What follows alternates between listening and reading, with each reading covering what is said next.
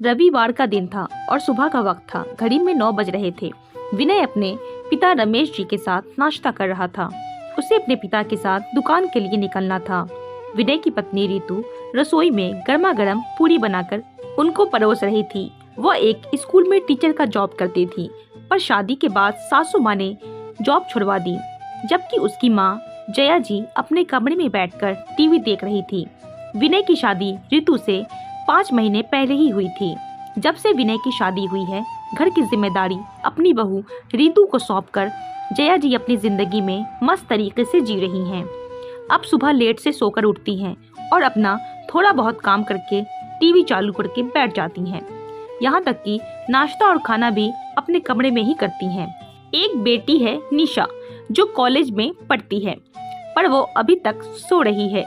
उसकी इच्छा होती है तो कॉलेज जाती है और नहीं तो सेल्फ स्टडी के नाम पर घर पर रुक जाती है और अपने कमरे में घंटों लैपटॉप या मोबाइल के सामने बिता देती है।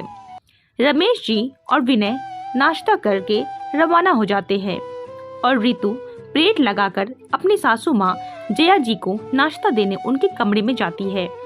तभी अचानक से दरवाजे की घंटी बजी तो रितु ने जाकर दरवाजा खोला। सामने उसके पापा और छोटी बहन मीनू खड़ी हुई थी। उन्हें देखकर रितु खुश हो गई और उन्हें घर में अंदर आने को कहा।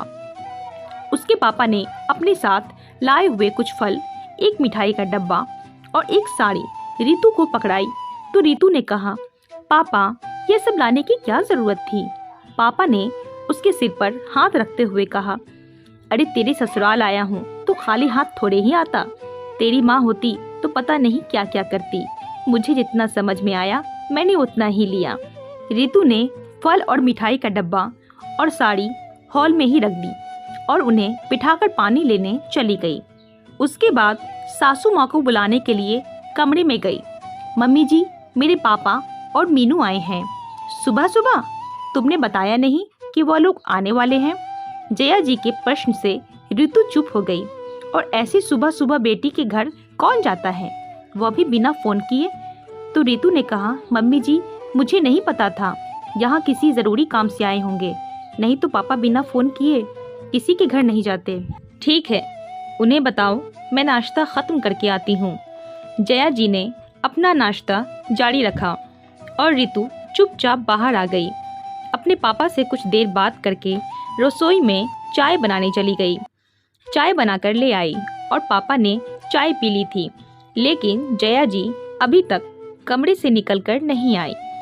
आखिर रितु के पापा ने कहा, बेटा मैं यहाँ ज़रूरी काम से आया हूँ, किसी क्लाइंट से मिलने जाना है। अगर लेट हो गया तो क्लाइंट निकल जाएगा। मैं समधन जी से वापस आकर मिल लूँगा। तब तक मीनू यहीं तुम्हारे पास है। दोनों बहनें जी भर के बातें करो। वैसे भी तुझसे मिलने के लिए जिद करके यहाँ आई है। ठीक है पापा, आप अपना काम निपटा लीजिए। मम्मी जी, पापा जी से आप शाम को भी मिल सकते हैं, रितु ने कहा। तो उसके पापा वहाँ से निकल गए और उसके जाने के बाद 15 मिनट बाद जया जी निकलकर बाहर आई तो मीनू और रितु साथ बैठकर बातें कर रही थी। एक नज़र उन्होंने फल और उस साड़ी पर डाली, फिर रितु और मीनू की तरफ देखा। उन्हें देखते ही दोनों खड़ी हो गईं और मीनू ने हाथ जोड़कर जया जी को नमस्कार कहा। अरे तुम्हारे पापा कहाँ गए? मुझसे तो मिले ही नहीं। रितु ने बात संभालते हुए कहा, मम्मी जी, पापा कोई ज़रूरी काम से गए हैं, आते समय आपसे मिल लेंगे। हाँ भाई, पहले के लोग तो अपने समधी समधन से मिले बगैर इधर से उधर नहीं हो सकते थे। पहले का वक्त ही कुछ और था, पर आजकल नया ज़माना है। खैर कोई बात नहीं। कहते कहते जया जी वही सोफे पर आकर बैठ गई और मीनू से बातें करने लगी। काफ़ी देर तक इधर उधर की बात करते करते वो मीनू से बोली, अरे बेटा, तुम्हारा यह सूट तो बहुत अच्छा लग रहा है, कहाँ से खरीदा? मीनू ने भी खुश होते हुए कहा, यह सूट मेरे जन्मदिन पर जब रितु दीदी और जीजा जी घर पर आए थे तो उन्होंने ही मुझे यह सूट दिलाया था। आपको अच्छा लगा? सच में मेरी दीदी और जीजा जी की पसंद तो बहुत अच्छी है। सभी को यह सूट बहुत पसंद आया। मीनू की बात सुनकर जया जी के चेहरे पर कई हाव भाव आकर चले गए। रितु वहीं बैठे बैठे उनके चेहरे के हाव भाव को नोटिस कर रही थी, पर कुछ नहीं बोली। कुछ देर बाद ननद निशा भी उठकर आ गई। मीनू को देखकर मुंह बनाते हुए कुटिल मुस्कान के साथ बोली, अरे आज इतनी सुबह सुबह, कैसे घर में कुछ काम नहीं था क्या, या फिर चाय पत्ती खत्म हो गई थी? उसकी यह बात पर जया जी हंसने लगी और मीनू ने रितु की तरफ देखा। उसे इस तरह रितु की तरफ देखता हुआ देखकर जया जी बोली, अरे बुरा मत मानना, निशा की तो आदत ही है मजाक करने की। उनकी बात सुनकर मीनू हल्की सी मुस्कान लेकर सोफे पर बैठ गई, पर रितु को यह बात अच्छी नहीं लगी, तो उसने निशा को कहा, हमारे घर में कौन सी भाभी बैठी है जो घर का काम करेगी? मीनू अपनी दीदी से मिलने आई है, तो घर का काम तो करके ही आई होगी। वैसे भी हर काम में निपुण है मेरी बहन, पता है सुबह 5 बजे ही उठ जाती है। उसकी बात सुनकर जया जी और निशा दोनों का मुंह बन गया और निशा ने कहा, इससे मुझे क्या, मुझे भूख लग रही है, मेरा नाश्ता लगा दो। उसकी बात सुनकर रितु रसोई में गई और मीनू भी उसके पीछे पीछे रसोई में आ गई। रितु ने गरम गरम पूड़ियाँ उतारी और निशा को नाश्ता सर्व किया। निशा के नाश्ता करने के बाद रितु ने अपने और मीनू के लिए नाश्ता बनाया और दोनों नाश्ता लेकर अपने कमरे में आ गईं। जब दोनों नाश्ता कर रही थीं, तब जया जी भी कमरे में आ गई, तो रितु ने पूछा, कुछ चाहिए था मम्मी जी? अरे नहीं नहीं, मैं तो अपना चश्मा देखने आई थी, मिल ही नहीं रहा। रितु उनकी बात सुनकर मुस्कुरा दी और अपना नाश्ता करने लगी। जितनी देर मीनू घर पर रही, जया जी किसी न किसी बहाने रितु के कमरे में आती रही। रितु को सब कुछ समझ में आ रहा था, पर अपनी बहन के सामने क्या तमाशा करती। 2 घंटे बाद रितु के पापा आ गए, तो जाते समय रितु ने अपने पर्स में से 500 रुपए निकालकर बाहर हॉल में आकर मीनू के हाथ में रख दिए। जया जी को यह बात नागवार गुजरी। उसके पापा के जाने के बाद जया जी बोली, अरे बहू रानी, बहुत पैसे आ गए हैं तुम्हारे पास, क्या जरूरत थी अपनी बहन को 500 देने की? 100 रुपए उसके हाथ में रख देती तो वैसे ही खुश हो जाती। मम्मी जी, मीनू मेरी शादी के बाद पहली बार अपने घर आई है, अच्छा लगता है क्या 100 रुपए देना? रितु ने कहा, तो सासू माँ तुरंत तेज आवाज में बोली, हाँ खुद तो बड़े अमीर घराने की बेटी हो ना, क्या लेकर आए तेरे पापा? एक मिठाई का डब्बा और ये थोड़े फल, तेरे लिए साड़ी, और मुझे क्या देके गए? 500 का लिफाफा? अरे मेरी बेटी भी घर में थी, उसको तो कुछ भी नहीं दिया। देखो मम्मी जी, मेरे पापा में जितनी समझ थी उन्होंने उतना कर दिया। निशा दीदी एक बार भी बाहर आकर मेरे पापा से नहीं मिली, तो भला मेरे पापा को कैसे पता चलता कि वह घर में ही है? उसकी बात सुनकर जया जी बोली, बहू बेवजह की बकवास मत कर मुझसे। तू धन्नो सेठानी अपनी बहन के जन्मदिन पर सूट खरीदकर मुझे बिना पूछे दे आई। तूने ऐसी हरकत की, तेरी तो नीयत ही खराब है। हमारे यहाँ पैसे क्या पेड़ पर उगते हैं जो तुम लुटा रही हो अपनी बहन पर? मम्मी जी, मेरी बहन को देने के लिए मैंने पैसे आपसे नहीं लिए, फिर आप बेवजह बात को क्यों पकड़ के बैठ गई हैं? रितु का ऐसा कहते ही जया जी का गुस्सा फूट पड़ा। बहुत जुबान चलाने लगी है, आने दे आज विनय को, फिर बताती हूँ। मेरे घर को मुफ्त में यूं लुटाने नहीं दूंगी। बर्दाश्त कर रही हूँ तुझे, इसका मतलब ये नहीं कि तुम सिर चढ़कर नाचो। बड़बड़ाती हुई जया जी अपने कमरे में जाकर बैठ गईं। पूरे दिन उन्होंने रितु से बात तक नहीं की, यहाँ तक कि दोपहर का खाना भी नहीं खाया। जया जी पूरे दिन मुंह फुलाकर यूं ही बैठी रहीं। उन्होंने दिन में खाना भी नहीं खाया। रितु बहू थी तो उसका फर्ज था, इसलिए अपना फर्ज समझकर थाली लगाकर कमरे में रखकर आ गई और एक बार जरूर कहा, मम्मी जी खाना खा लो। लेकिन जब जया जी ने उसकी बात सुनकर दूसरी तरफ मुंह कर लिया, तो उसने भी ज्यादा बोलना उचित नहीं समझा। इस बार रितु ने भी बार बार जाकर उनसे नहीं पूछा कि वह खाना खा रही हैं या नहीं। शाम के समय भी चाय नाश्ता बनाकर उनके कमरे में लेकर गई, पर तब भी उन्होंने रितु की एक बात नहीं सुनी। रितु चाय नाश्ता वही उनके कमरे में रखकर आ गई और अपनी चाय लेकर चाय पीने लगी। जया जी यह देखकर मन ही मन भुनभुनाती, लेकिन वह नाक से ऊंची थी, इसलिए बहू से कैसे बोलती। पर इस बार रितु बार बार उनके आगे पीछे नहीं घूमी, दोपहर का खाना, चाय नाश्ता सब कुछ उनके कमरे में ही रखकर आई। एक बार जरूर बोला पर ज्यादा नखरे नहीं खाए। जब उनकी बेटी को ही इस चीज से फर्क नहीं पड़ रहा तो फिर वह तो बहुत ही। खैर पूरा दिन ऐसे ही निकल गया। रात को जब विनय और रमेश जी आए तो जया जी का मुंह फुलाए हॉल में आकर बैठ गई। रमेश जी और विनय हाथ मुंह धोकर बाहर हॉल में ही लगी डाइनिंग टेबल पर आकर बैठ गए और रितु को आवाज लगाते हुए बोले, अरे बहू फटाफट से खाना लगा दो, बहुत जोर से भूख लग रही है। रितु ने भी गर्मा गर्म रोटियां सेक कर खाना परोसा। अभी रमेश जी ने एक निवाला मुंह में ही लिया था कि जया जी अपनी घड़ियाली आंसू बहाते हुए जोर से बोली, किसी को मेरी परवाह नहीं है, सबको सिर्फ अपनी भूख मिटाने से मतलब है। अभी मेरी कदर नहीं है तो क्या भला आगे तो क्या उम्मीद करूं? मैंने सुबह से सिर्फ नाश्ता किया है, मेरी भूख किसी को नहीं दिखाई देती।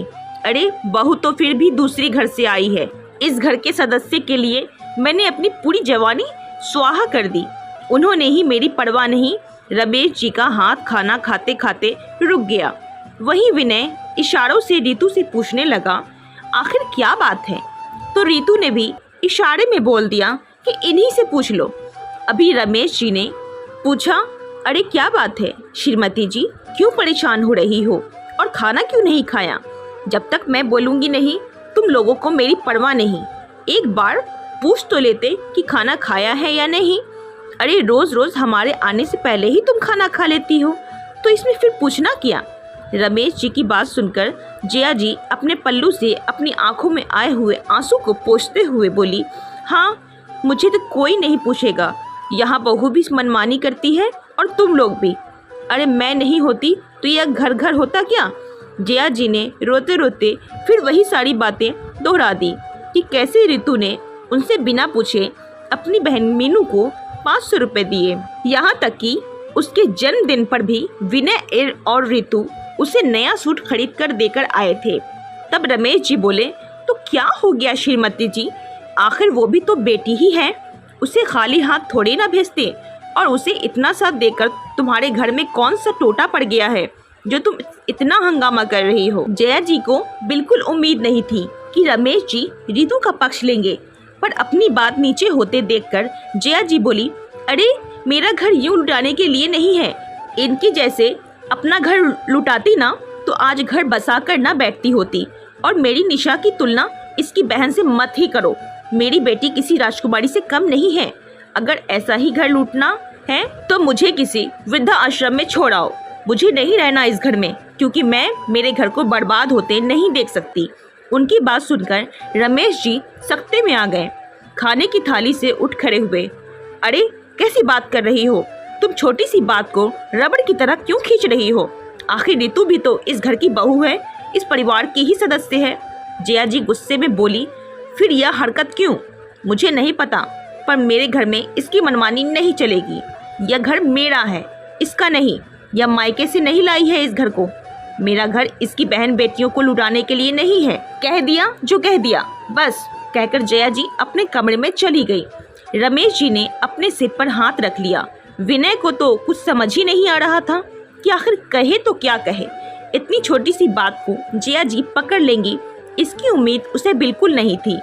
रितु ने रमेश जी को परेशान होते देखकर कहा, पापा जी आप परेशान न हो, आप मम्मी जी को खाना खाने के लिए कहिए, आगे से सोच समझ कर ही कदम उठाऊंगी। पर बहू यह तो सरासर मनमानी है, जबरदस्ती है, किसी को बंधक तो नहीं बना सकते। पापा जी आपको मुझ पर भरोसा है ना, बस यही काफ़ी है। और रही बात मम्मी जी को समझाने की, तो अब मुझे इतना तो समझ आ गया है कि उन्हें यह बात कैसे समझाई जाए। मैं यह बात उन्हें ज़रूर समझाऊंगी, वह भी बड़े प्यार से। रमेश जी बोले, आखिर बहू तुम्हारे मन में क्या चल रहा है? इस तूफान को तुम कैसे झेल पाओगी? पापा जी यकीन मानिए मैं सब कर लूँगी, अभी फ़िलहाल तो आप मम्मी जी को संभालिए। रमेश जी तो जया जी के कमरे में चले गए।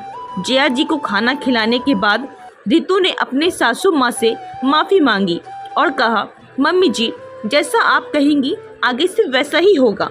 घर में कलह से अच्छा है कि एक इंसान झुक जाना ही अच्छा है, लेकिन कुछ दिन बाद में जया जी की भतीजी का आना हुआ। अब रितु ने उनको विदाई में 50 रुपए दिए और अपनी सासू माँ को भी कहा, मम्मी जी लो, खुले नहीं होंगे आपके पास, 50 रुपए आप भी दे देना। जया जी रितु की तरफ घूर रही थी लेकिन कुछ बोल ना सकी। एक हाथ में जया जी के 500 का नोट था तो एक हाथ में 50 का, और रितु की नज़रें जया जी की ओर ही गढ़ी हुई थी। जया जी ने अब अपनी भतीजी को 500 का नोट दिया तो रितु तुरंत मुस्कुराते हुए बोली, अरे मम्मी जी, ये वाला नोट नहीं, ये वाला देना था। अब जया जी को सब समझ आ गया था कि क्या करना चाह रही थी। अब जया जी को समझ आ गया था कि खुद के मायके वाले इतने प्यारे लगते हैं और बहू के मायके वाले के नाम से घर लूट जाता है। जया जी ने कहा, बहू, उस दिन तुम्हारी बहन मीनू आई थी, मैं बातों को ज़्यादा ही लंबी ले गई। मुझे इतना तुम्हें बोलने का कोई मतलब नहीं था। मीनू कौन सा रोज़ आने वाली है यहाँ। रितु तो चुपचाप सासू माँ की बातें सुनकर मुस्कुरा रही थी और जया जी अपनी बातों पर बहुत शर्मिंदा थी।